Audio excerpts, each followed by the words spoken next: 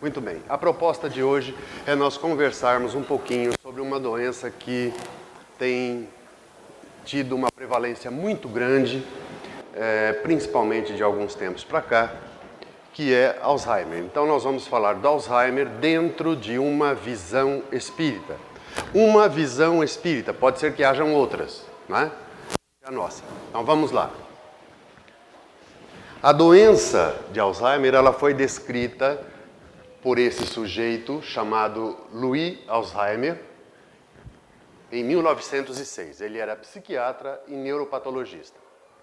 E logo depois, alguns anos depois, ele veio a falecer, mas não foi da doença que ele descobriu, né?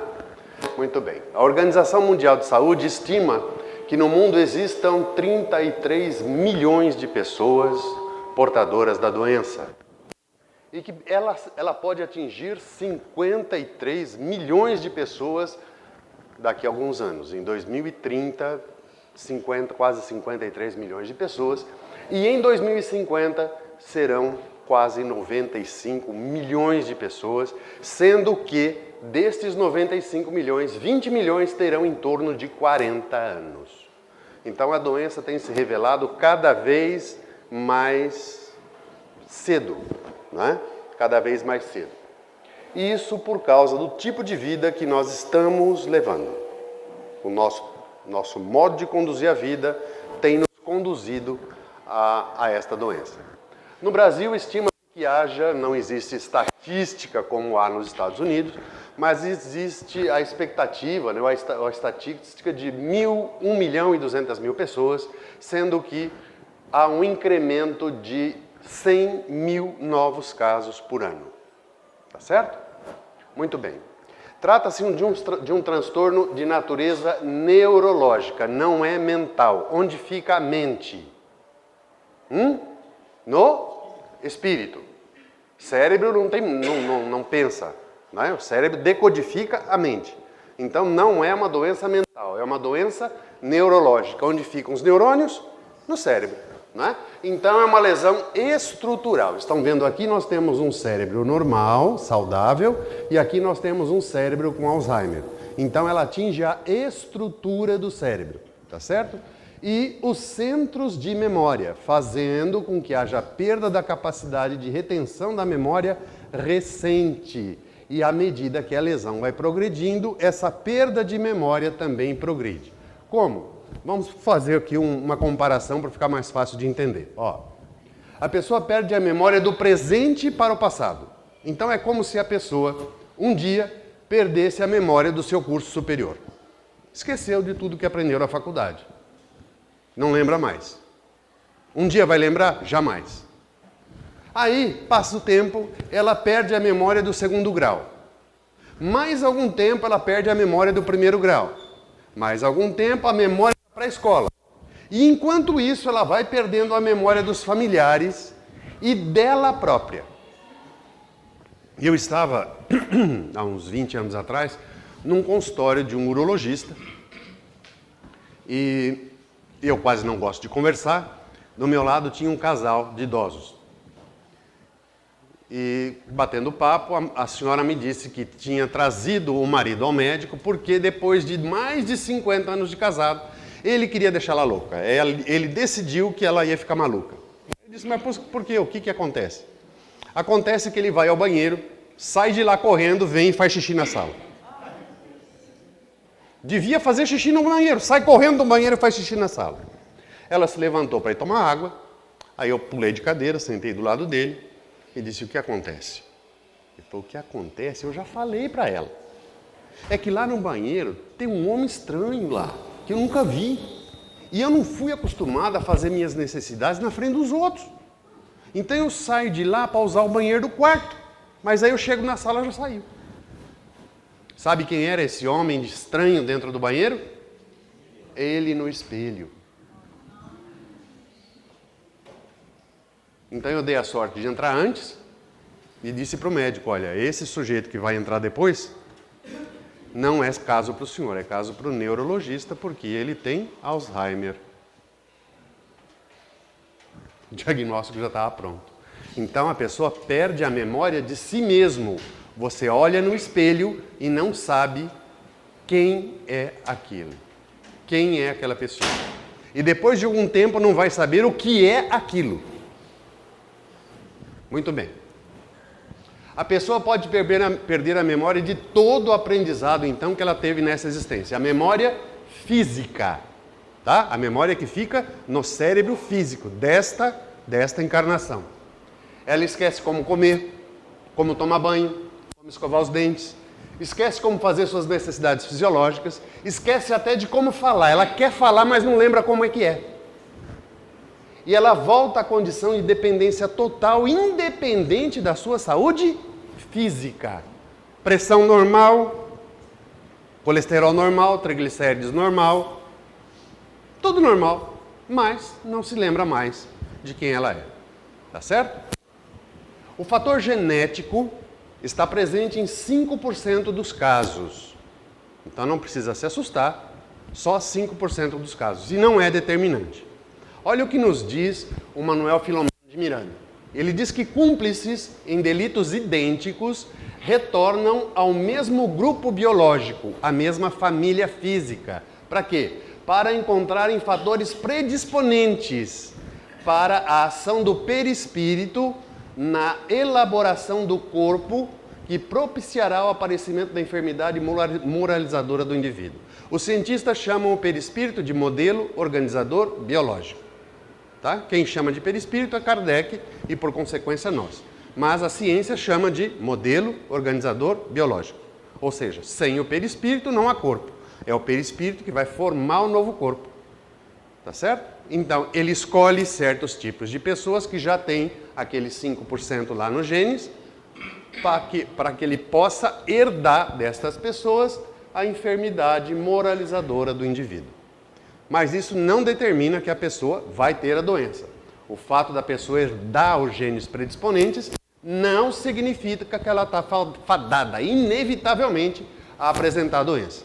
Depende do modo de vida que ela vai levar. Vamos falar daqui a pouco. Exceto no Alzheimer autossômico dominante, que é muito comum em portadores de síndrome de Down. Olha lá, eu não disse que toda pessoa que tem síndrome de Down vai ter Alzheimer. Não disse isso.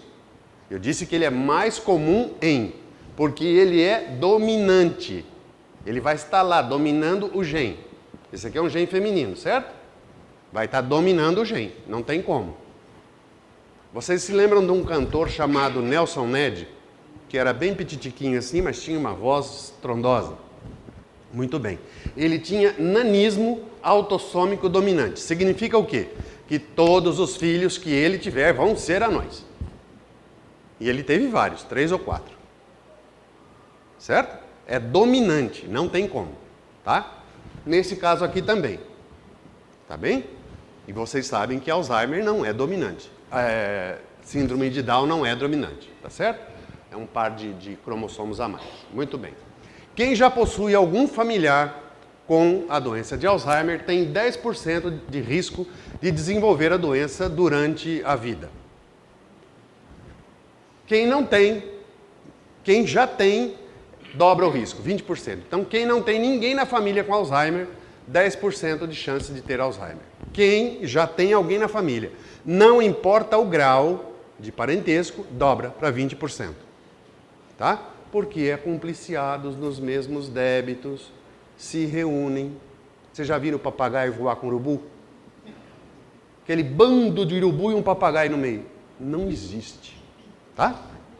Muito bem. Na hora do Alzheimer é o momento do resgate. Não só para o paciente, mas também para o grupo biológico, para a família, que vai sofrer junto com ele.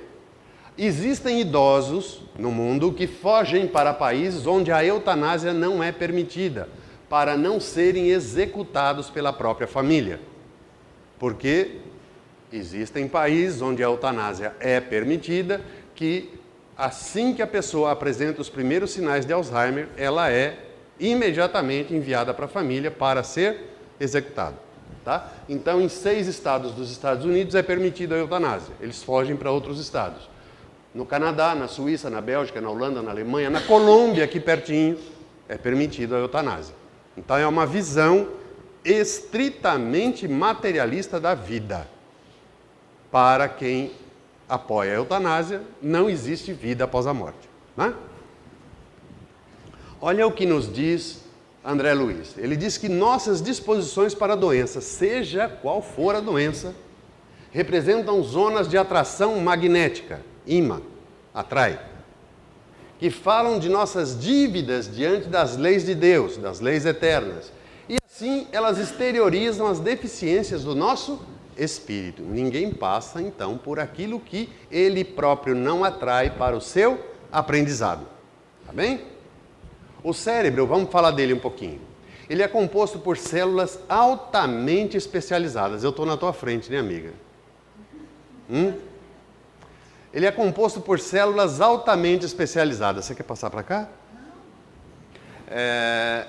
Estas células especializadas consomem 1/4 de toda a energia do corpo. Então, se você comer 4 grãos de arroz, um deles é do cérebro. Tá bem? Todo o gasto de energia produz resíduo. Você pisa no acelerador do carro, sai fumaça tóxica lá atrás. Né?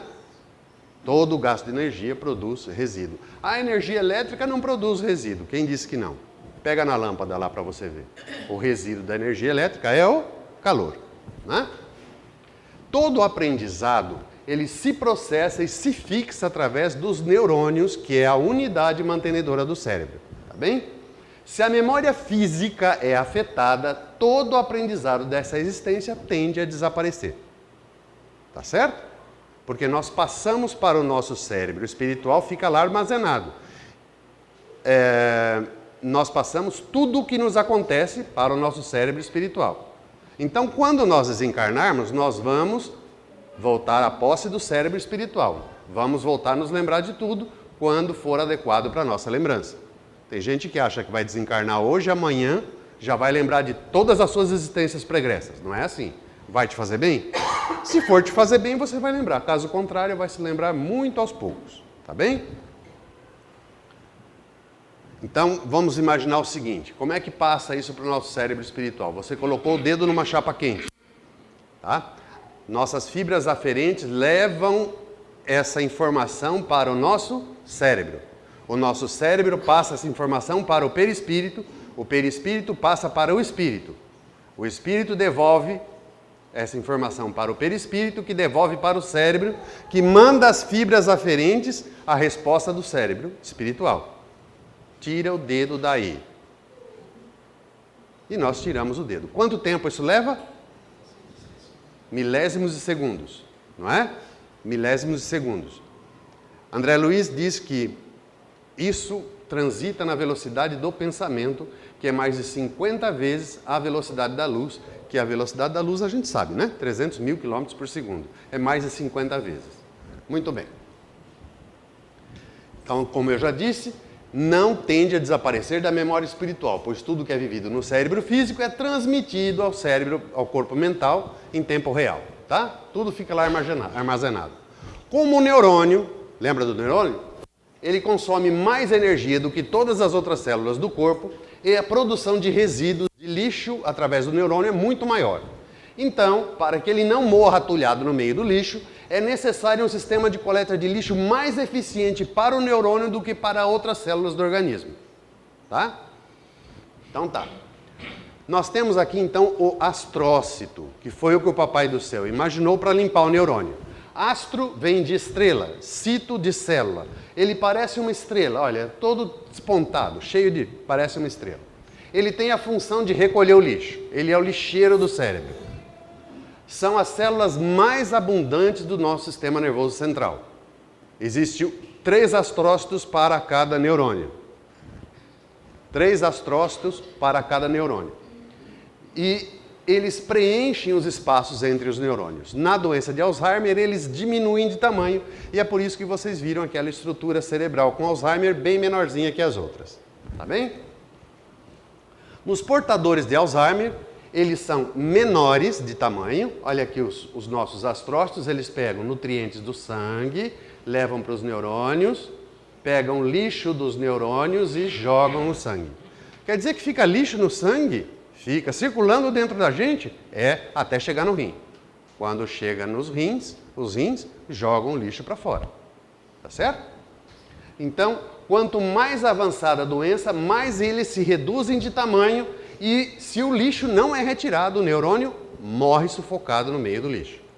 É por isso que o cérebro diminui de tamanho, fica alterado em sua estrutura. Uma das principais causas desse lixo mental chama-se pré-ocupação. Ocupação é tudo aquilo que nós estamos fazendo realmente.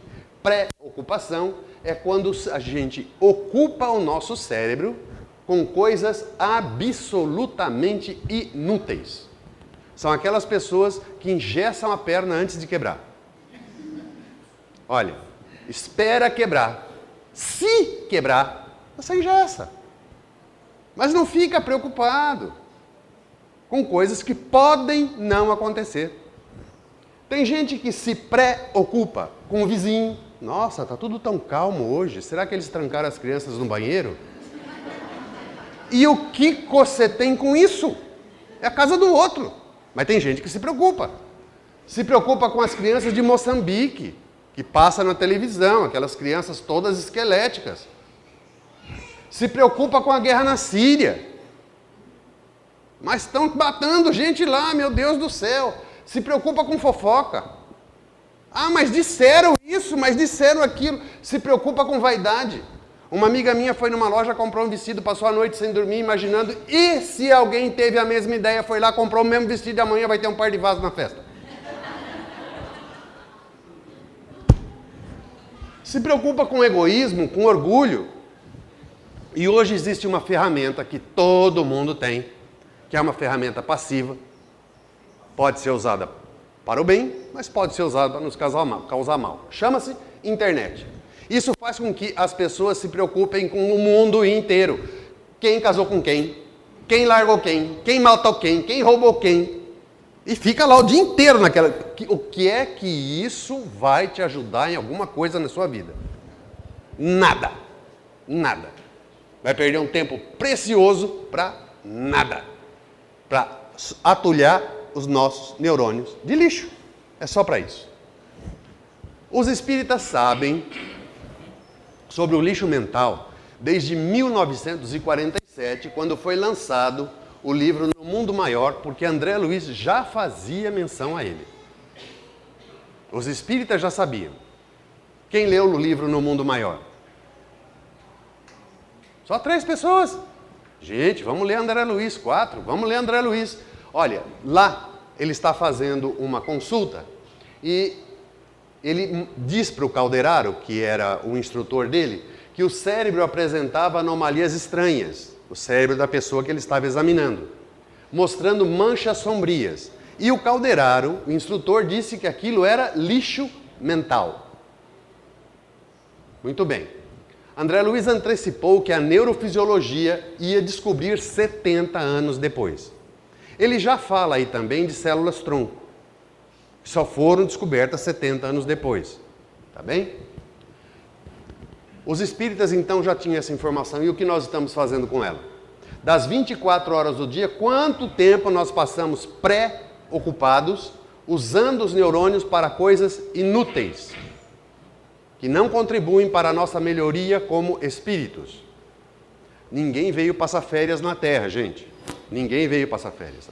Segundo Humberto de Campos, a Terra é um hospital imenso, onde a doença de cada um é o maior ou menor afastamento do Evangelho do Cristo. Quanto mais afastado, mais doente. Mas não tem ninguém. 7 bilhões e meio de doentes, sob a responsabilidade do nosso clínico geral, Jesus Cristo, o clínico geral da alma. É muita responsabilidade. 7 bilhões e meio de doentes encarnados, são 3 desencarnados para cada encarnado, ele tem mais 20 e tantos bilhões de doentes desencarnados em volta do planeta Terra.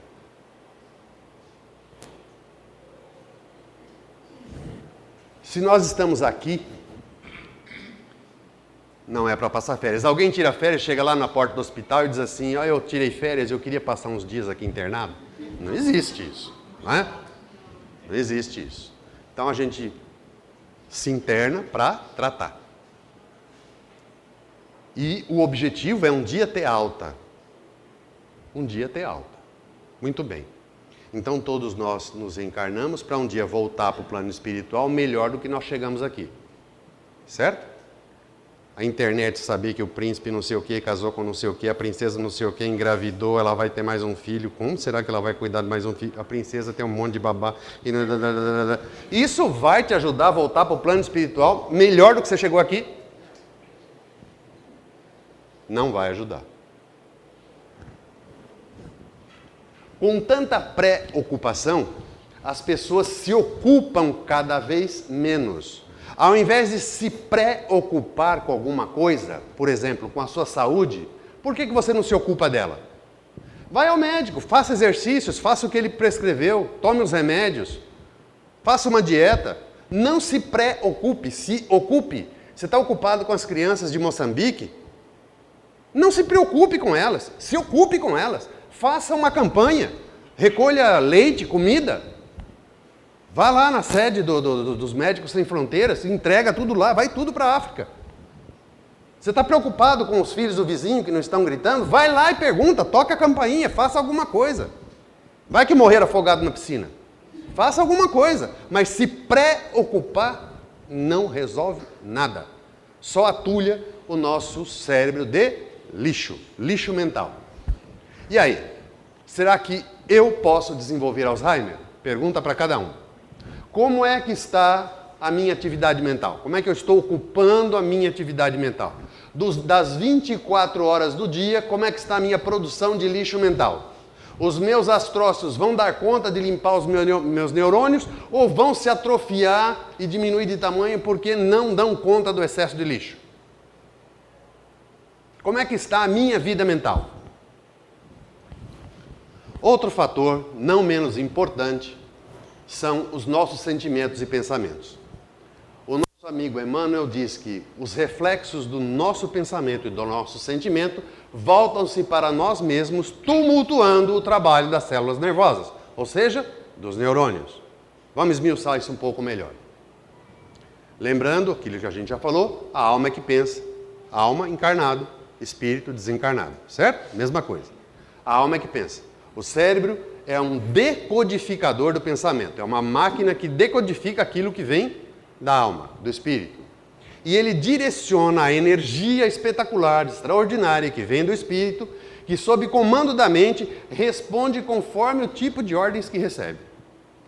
Um exemplo, para ficar mais claro. Divaldo Franco, há muitos anos atrás, entrou em depressão e disse para a espiritualidade que já tinha chegado o momento, já vivi demais, já chegou o momento de eu desencarnar e já não quero mais continuar não. É muita coisa, já fiz tudo que devia. Agora eu quero partir. Depois que saiu da depressão, mudou de ideia. Continuou o trabalho, está aí com 90 e tantos anos, trabalhando ainda. Né? Esse mês que vem volta a Ribeirão Preto de novo. Muito bem. Um dia ele aparece com dor no peito. Dor no peito, procura um cardiologista, é angina pectoris. Angina pectoris é dor no músculo cardíaco, no miocárdio, por falta de oxigênio, que pode ocorrer por oclusão das coronárias ou espasmo das coronárias. As coronárias começam a se mexer assim e o sangue não leva oxigênio para dentro do miocárdio. No caso dele, é só espástico. Né? Muito bem. Aí ele perguntou para a Joana, Joana, por que eu apareci com isso? Ninguém na minha família tem isso, por que eu apareci com isso? Ela falou, lembra que uns anos atrás você pediu para morrer? O teu cérebro pediu para o teu corpo fazer exatamente aquilo que você queria. Levou um tempo, mas fez. Então, cuidado com aquilo que a gente deseja. Porque o nosso cérebro espiritual vai mandar o nosso cérebro físico fazer exatamente aquilo que a gente quer. Eu falei com uma senhora em Sorocaba que a mãe morreu de câncer e a única irmã morreu de câncer. E ela disse, eu tenho que ter câncer. Eu disse, procura fulano de tal. Se você tiver, ele vai descobrir. Ela procurou, o sujeito virou ela no avesso, era um professor de ginecologia, virou ela no avesso e não achou câncer nenhum. Ela disse, o senhor não estudou nada, não sabe nada. Onde é que já se viu? Minha mãe morreu de câncer, meu pai morreu, minha irmã morreu de câncer. Eu não sei. Como é que eu não vou ter câncer? Não sei. Não é possível. Procurou um segundo médico, mesma coisa. Procurou o terceiro, mesma coisa.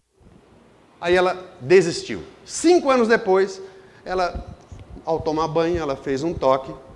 Esquisito, parece que tem um calorzinho. Voltou o primeiro professor. E o sujeito disse para ela, parabéns! A senhora conseguiu!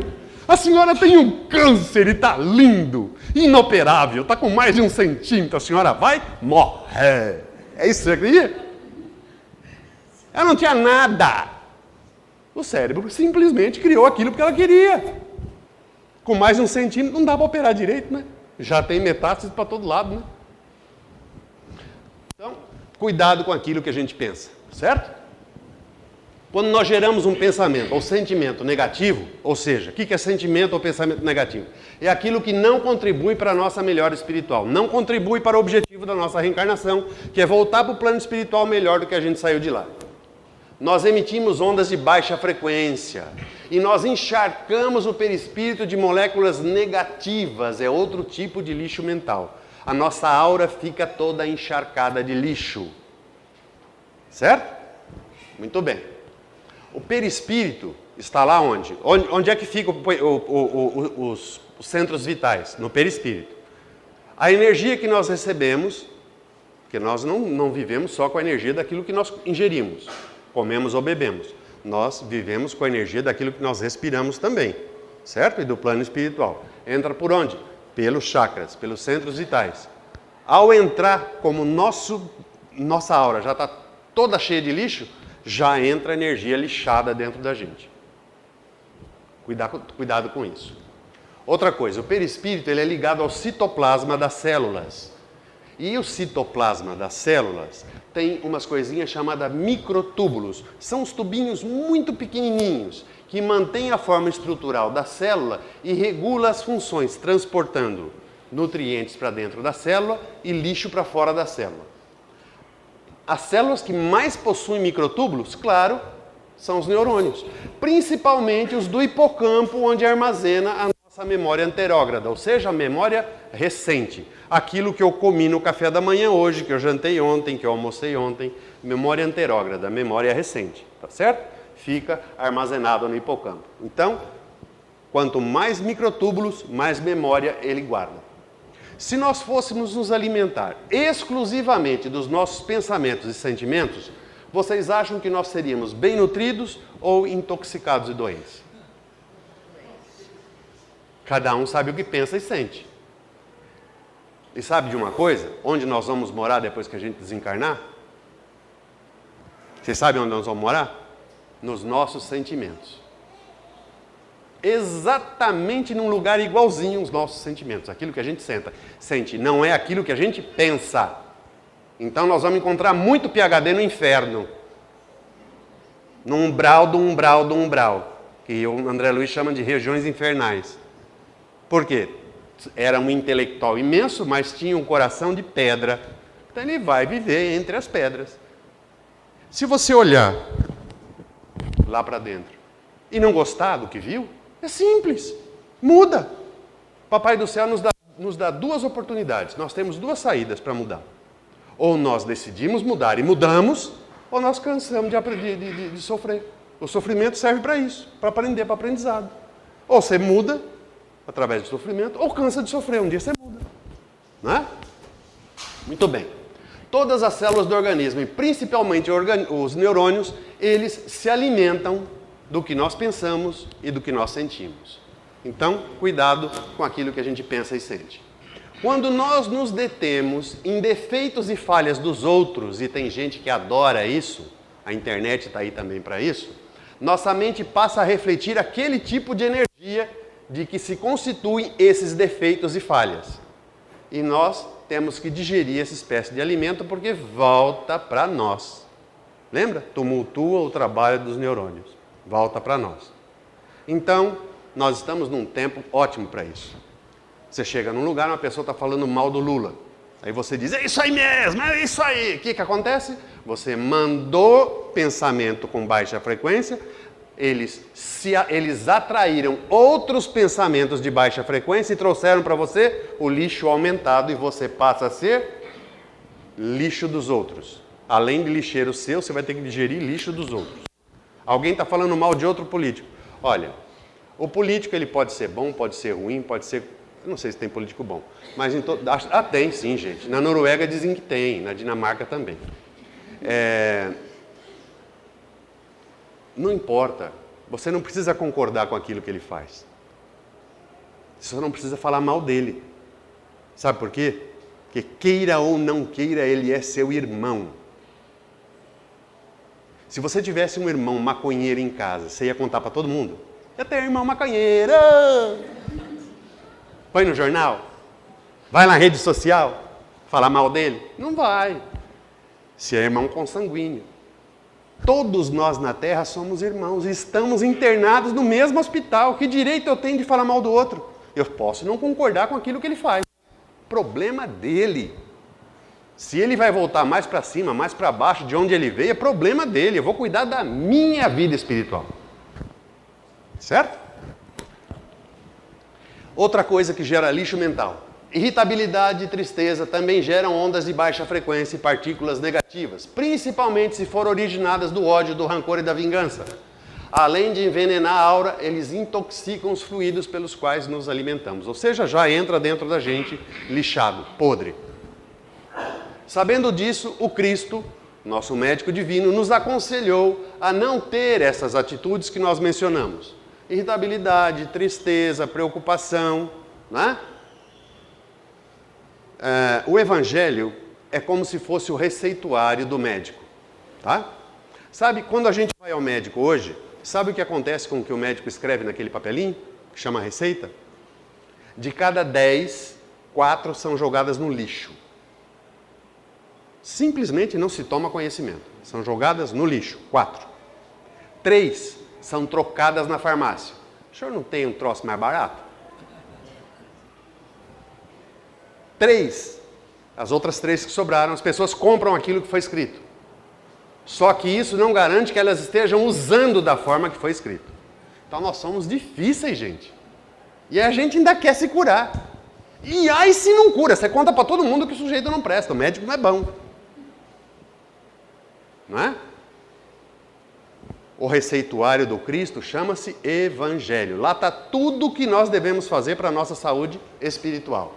E quando nós nos afastamos desse receituário do Cristo, nós nos tornamos muito pesados para aquelas pessoas que convivem com a gente. Sabe por quê?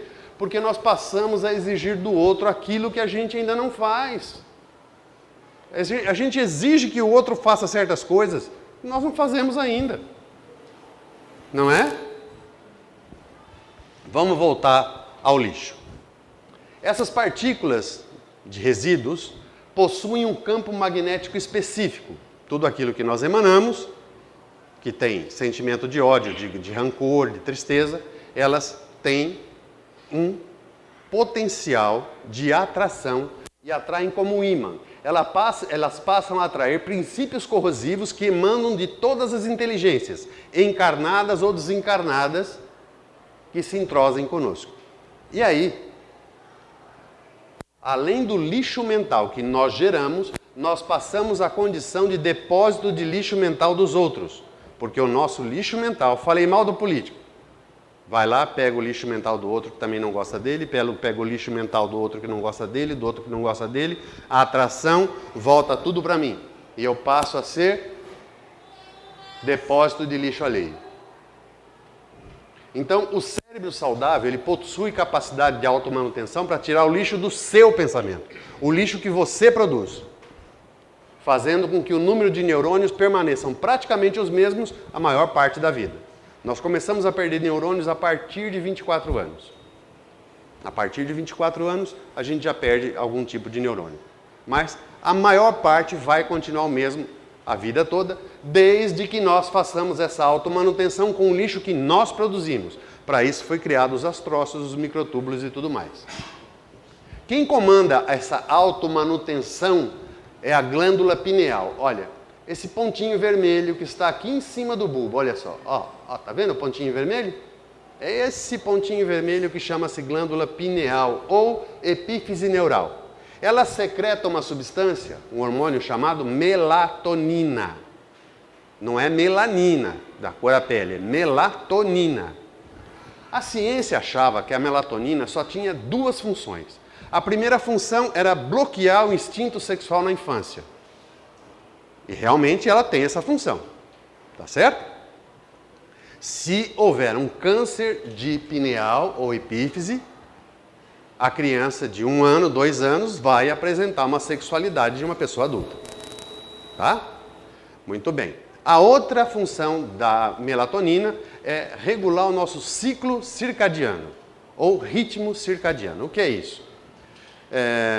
Vamos supor que você seja uma pessoa regrada e durma todos os dias às 11 horas da noite. Lá pelas 10 horas da noite, você já começa a ficar molinho. A melatonina aumenta a secreção e você já começa a ficar molinho. Para quê? Abaixa a pressão cardíaca, para te preparar para o sono daqui 1 hora. Vai te preparando para o sono. E se você levanta regradamente todos os dias às 6 horas da manhã, lá pelas 4, 5 da manhã, a melatonina começa a descer para que você possa ir se despertando. A pressão sanguínea irá aumentando. Tanto que a maior parte dos infartos e AVCs é na parte da manhã, quando a pressão sanguínea está aumentando. Isso é que é ritmo circadiano ou ciclo circadiano. Aquela gente que fala, é o relógio biológico. É isso aí que comanda. Ah, não precisa botar despertador porque eu sei a hora de levantar. Eu levanto sem ninguém chamar. É o ritmo circadiano, comandado pela glândula pineal através da melatonina. E agora, recentemente, os cientistas pegaram culturas de neurônio, ou seja, isolaram o neurônio in vitro, numa placa de vidro chamada placa de Petri, e pingaram melatonina em cima. E o que aconteceu? Outros neurônios nasceram. A melatonina tem outra função, não é só essa função que os cientistas achavam. Além disso, foi provado que a melatonina aumenta a produção de tubulina. O que é isso? São partículas que se juntam, que se enovelam para formar aqueles microtúbulos. Lembra dos microtúbulos que entra dentro da célula para levar nutriente e sai para trazer o lixo? Garante a estrutura e funcionamento do neurônio. Muito bem. A pineal, segundo o André Luiz, ela é a glândula da vida mental. Então ela preside a nossa vida mental, todo o sistema nervoso e as nossas emoções. Emoções. Emoção sob controle significa a emoção de acordo com o fato que gerou ela. Mas tem gente que tem isso aí totalmente descontrolado. Um pingo num copo é uma tempestade. Tá errado, né? Emoção sob controle é emoção proporcional ao fato que gerou a emoção. Não é? Perdeu um ente querido. Chore. Tá certo? Ah, mas espírita não pode, não sabe que todo mundo não morre? Pode sim, claro que pode. Não pode chorar 10 anos. Chora no dia. Enterrou, acabou. Ele tem que cuidar da vida dele, eu cuido da minha. A vida continua. A pessoa está lá na faculdade tentando fazer um estudo, toca o celular. Tua mãe chorando lá embaixo, vai atender. Você passa a ser obsessor do desencarnado. O desencarnado não pode fazer nada que tem uma pessoa lá chorando, estribuchando lá. E outro fica com dó, não pode estudar, não pode fazer nada. Por quê? Porque fica com dó do outro lá, fica desequilibrado. Não é? Então chore no dia. Enterrou, toca a tua vida, ele toca a dele, cada um toca a sua. Dependendo da quantidade de lixo que gravita no nosso campo mental, vai dificultando o trabalho da pineal na automanutenção das células cerebrais. Não tem como, ela não dá conta. Não existe doença apenas física, tá? Aquilo que a gente já falou, tá lá no perispírito, já veio do perispírito. A causa está no perispírito, tá bem? Para qualquer lixo se faz necessário higiene, limpeza, faxina. Bezerra de Menezes recomenda que essa limpeza, que essa faxina, seja feita pelo menos 3 vezes por dia, de 8 em 8 horas. 3 vezes por dia. Limpeza e faxina dos neurônios. Como? Simples demais. Através da prece. Com a prece, nós nos conectamos com a energia mais poderosa do universo. A energia que mantém os astros, a energia que mantém o sol brilhando, queimando bilhões de toneladas por dia para manter a vida no sistema. com a energia que mantém a florzinha nascendo, a energia mais poderosa do universo. Chama-se amor universal. Nós entramos direto, em contato imediato com essa energia que cura tudo. Por isso que Bezerra nos recomenda que a gente faça isso 3 vezes ao dia, no mínimo. Um estudo feito no John Hopkins, lá em Baltimore, constatou que pacientes que não aceitam o processo de envelhecimento desenvolvem mais Alzheimer do que aqueles que aceitam o seu momento reencarnatório. Gente, só tem um jeito de não envelhecer. É morrer jovem. Você não quer ficar velho? Morra aos 20 anos, mas nunca mais vai ficar velho. Não tem outro jeito. Você pode esticar, pode fazer o que você quiser. Newton é danado. Tudo aquilo que nós fazemos por fora é perecível. Se você pode pintar o cabelo, pinte. Isso vai te trazer autoestima? Faça. Se você quer fazer uma cirurgia plástica, vai te trazer autoestima? Faça. Só que Newton está de olho. Uma hora vai cair tudo. Ele puxa tudo para o centro da Terra. As coisas perenes, que nunca o Newton vai mexer, é com o que eu mudo lá dentro. Aí não. Aí não tem como. O que eu mudar nos meus sentimentos e nos meus pensamentos, o Newton não tem como mexer. Mas o que eu mudar por fora, vai mudar sim. Vai fazer um bem durante um tempo. Daqui um pouco já começa a nascer as raízes, né? Muito bem. Em Nashville, no Tennessee, também nos Estados Unidos, fizeram um estudo com 64 pessoas. 32 com baixa religiosidade, 32 com alta religiosidade. E foi comprovado que nas pessoas com religiosidade ativa, o avanço do Alzheimer é mais lento. Se ocorrer, vai ocorrer com mais idade. Tá certo? E aí, como nos Estados Unidos, 70% da população é batista, eles pensaram, será que a religião influi? E fizeram o mesmo estudo em Jerusalém, com 35 judeus religiosos e 35 judeus não religiosos. E o resultado foi exatamente o mesmo. Não importa o rótulo religioso. O que importa é a prática da religião. Se você pratica a religião, se o Alzheimer for aparecer, vai aparecer mais tarde. Tá certo? André Luiz diz que no lobo frontal, aqui no meio, na frente da nossa cabeça, repousam milhões de neurônios à espera do nosso esforço de funcionar para a nossa espiritualização. E ele diz também que nenhum ser humano até agora usou a 10ª parte deles para a sua espiritualização. Ele diz que é um campo virgem, que a alma vai conquistar através da autoeducação, educando-se a si mesmo. Então, no nosso lobo frontal tem células lá à nossa espera. No nosso cérebro todo tem 86 bilhões de neurônios. Só no lobo frontal tem, no córtex frontal e no lobo frontal tem 6,4. Menos 10%, nós temos quase 6 bilhões de células aguardando pelo nosso esforço de espiritualização. Em relação a isso, e eu não me lembro porque eu não estava aqui ainda, mas existia um cantor chamado Vicente Celestino, certo? Eu me lembro do outro, eu gostava muito dele, segundo os críticos, a voz mais bonita do Brasil, Nelson Gonçalves. Eles eram gagos, mas ambos eram cantores muito famosos. O Vicente Celestino, os repórteres da época diziam que não o entrevistavam, porque não iam entender o que ele falava, de tão gago que ele era. Os repórteres ficavam constrangidos. E por que isso acontece? A área da fala é no hemisfério esquerdo e a área do canto no hemisfério direito, eles não se cruzam. A área da fala fica na área de Broca, Broca com 2 Cs, um professor italiano que descobriu que a gente fala com esse lado aqui. Quando nós lemos um poema com atenção, o cérebro não sabe diferenciar se aquilo pertence à área da fala ou à área do canto. E ele faz o quê? Ele armazena aquela informação usando os neurônios disponíveis no córtex frontal, aumentando a conexão entre os 2 hemisférios. Lembra aqueles neurônios que estão à espera do nosso esforço de espiritualização? Ele armazena lá, e não no hipocampo, porque ele não sabe o que é aquilo. Tá certo? Olha, Um neurologista recém-formado estava numa clínica onde ele foi visitar a avó da namorada. Então ele levou a namorada lá na clínica para visitar a avó que estava internada lá. Tá?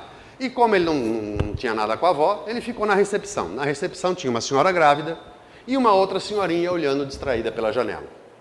De repente, a grávida, que estava bem grávida, resolve entrar em trabalho de parto. E ele pensou, o que eu faço, não faço, não faço. Eu sou neurologista, não sou parteiro. Nisso, a senhorinha que estava olhando pela janela, olhou o que estava acontecendo, foi lá e fez o parto e colocou a criança nas mãos da mãe. Em 10 minutos, a criança estava nas mãos da mãe. A mãe olhou para ela e disse, muito obrigado. Nisso veio a enfermeira e disse, não adianta falar com ela, ela tem Alzheimer. O neurologista falou, aí é que ela não tem. Porque senão ela não ia saber fazer um parto, ela aprendeu a fazer um parto na faculdade, ela teria esquecido a faculdade de medicina. Como é que pode? Aí ele descobriu que ela tinha sido a obstetra mais famosa daquele estado. Muito bem. Pediu para a família para fazer exames de imagem.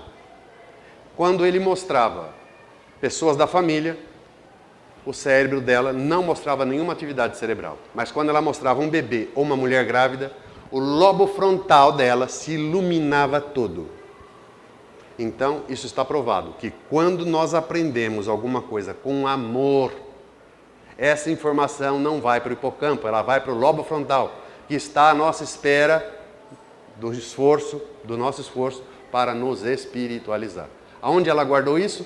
Na área do canto ou na área da fala, lá em cima, no lobo frontal. O cérebro dela não sabe distinguir se aquilo que ela aprendeu na medicina era canto, era fala, o que era, e guardou lá.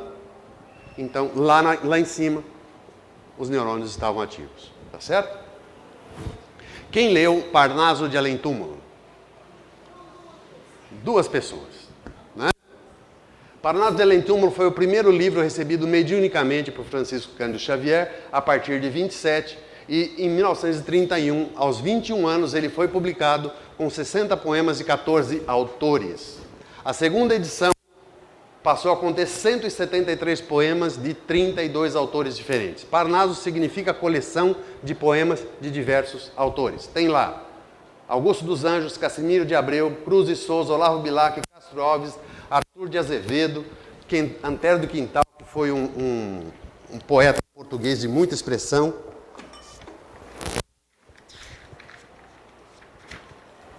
Eu peguei esses 3 versinhos só porque o tempo já está correndo, eu sei disso. Há mistérios peregrinos no mistério dos destinos que nos mandam renascer. Da luz do Criador nascemos, múltiplas vidas vivemos, para a mesma luz volver.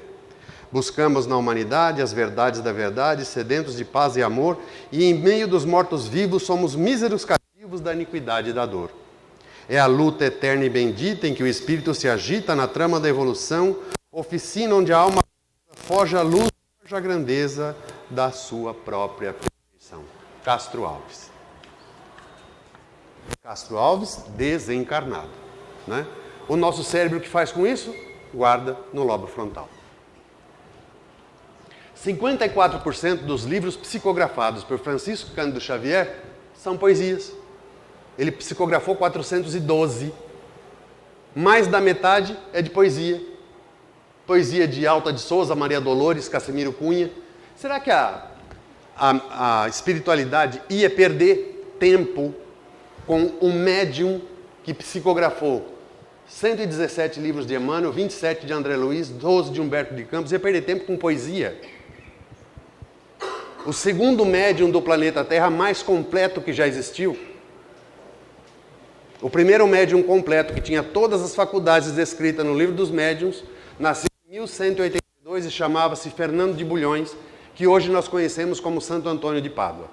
O segundo chama-se Francisco Cândido Xavier. A espiritualidade ia desperdiçar isso com poesia, se poesia não fosse importante. O objetivo de Parnaso de Além Túmulo foi dar um choque de realidade espiritual na sua época. Para aqueles que acreditavam na vida após a morte, foi só uma vitória. Para aqueles que não acreditavam, foi um incentivo para estudar a doutrina. Porque os críticos literários da época diziam que era impossível alguém produzir um livro como aquele. Porque os poemas tinham o mesmo gênero literário de todos os autores depois de morto. Não dá para você copiar o gênero literário, né?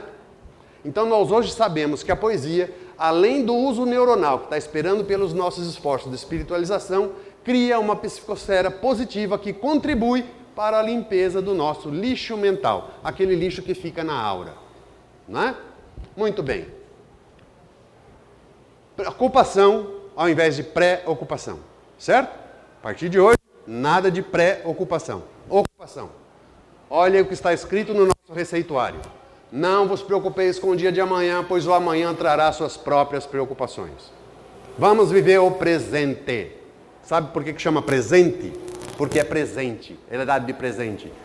Muitos irmãos nossos não ganharam o dia de hoje de presente. Estão lá no necrotério, no velório. Não ganharam. Nós ganhamos. Por isso que é presente. Nós não fizemos nada para ganhar no dia de hoje. E vamos desperdiçar, falando mal dos outros. Vamos desperdiçar, lendo porcaria de internet que não serve para nada. Vou desperdiçar um presente. Eu vou magoar quem me deu esse presente. Porque se me deu esse presente, é para que eu possa usá-lo da melhor forma possível para cumprir o meu objetivo aqui na Terra. Que é voltar para o plano espiritual um dia melhor do que nós saímos de lá. Certo? Cuidar dos pensamentos e sentimentos, evitando irritabilidade e tristeza. Todo mundo tem limiares de irritabilidade, limiar de tolerância. Vamos cuidar deles, né? Olha o que o Cristo colocou no receituário. Vigiai e orai para não cair em tentação. Vigia primeiro, ora depois. Vigia quem? A si próprio, não o outro. O outro é problema do outro. Por que eu estou com esse pensamento? Por que eu estou com essa vontade de esganar o pescoço dele? Por que eu estou com vontade de dar um murro nele? Meu Deus, isso não está certo. Só porque ele não concorda com aquilo que eu falei, eu estou puto, mas por que eu estou fazendo isso? Cada um tem um jeito de pensar diferente, ele tem uma cabeça, eu tenho outra, meu Deus do céu. Se você está numa discussão, peça um minuto e diz, olha, me deu uma vontade de fazer um xixi. Corre para o banheiro. Mentira, senta lá no vaso e faz as perguntas para si mesmo. Isso é vigiar-se. Por que eu estou com vontade de fazer isso, meu Deus do céu? Está errado fazer isso. Respira fundo. 3 vezes, solta devagar. Absorvendo bastante fluido cósmico universal. E volta para a discussão, mais calmo. Realmente você tem o direito de pensar assim. Você tem outro cérebro, você tem um cérebro, eu tenho outro. Você tem outras vivências, eu tenho outro. Está tudo certo. Vamos continuar amigos. Sabe por quê? Porque queira ou não queira, você é minha irmã. Eu não posso brigar com meu irmão, não é? Não se deter nos defeitos e falhas alheias para não gerar negatividade que atrai o lixo mental dos outros. Ah, fulano tá precisando pintar o cabelo. Isso é problema dele e o dela.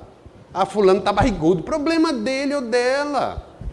Barriga é marcador hoje de doença coronária, doença cardíaca. Eu estou preocupado com isso? Não, né? Aqui o tamanho da barriga. Isso é problema meu, não é? Olha o que está escrito no receituário.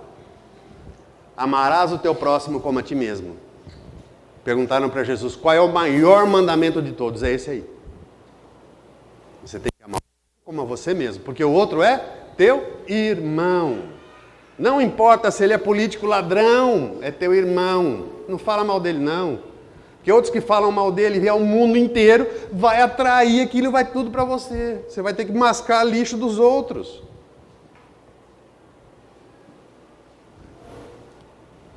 Higienizar-se através da prece, aumentando a religiosidade e a capacidade dos neurônios pré-frontais que estão à espera do nosso esforço de espiritualização. Olha só o que Jesus colocou no receituário. Ajuntai para vós tesouros no céu, onde a traça e a ferrugem não corroem. Onde está o teu tesouro, estará também o teu coração. Eu tive uma funcionária em Londrina que ela tinha 22 anos, uma gracinha de pessoa. Um dia faltou numa reunião e eu liguei para ela, ela disse que estava internada no hospital porque foi encontrado 13 cálculos renais nos 2 rins dela. 13 cálculos renais com 22 anos. Aí eu disse para ela, faça esse exame e tal, vamos tirar tudo que é coisa metabólica para ver o que está acontecendo. Você tem 22 anos. Não é possível isso. Fez todos os exames, ela não tinha nada de metabolismo. Sabe qual era o problema? Ela não bebia água. Quem já teve cólica renal sabe que a coisa dói. Dói. E dói muito. Se nós somos tão difíceis para aprender a beber água, que nós temos que ter cólica renal para aprender a beber água, imagina quantos Alzheimer nós vamos precisar ter para aprender a não gerar lixo mental. Que Jesus nos abençoe.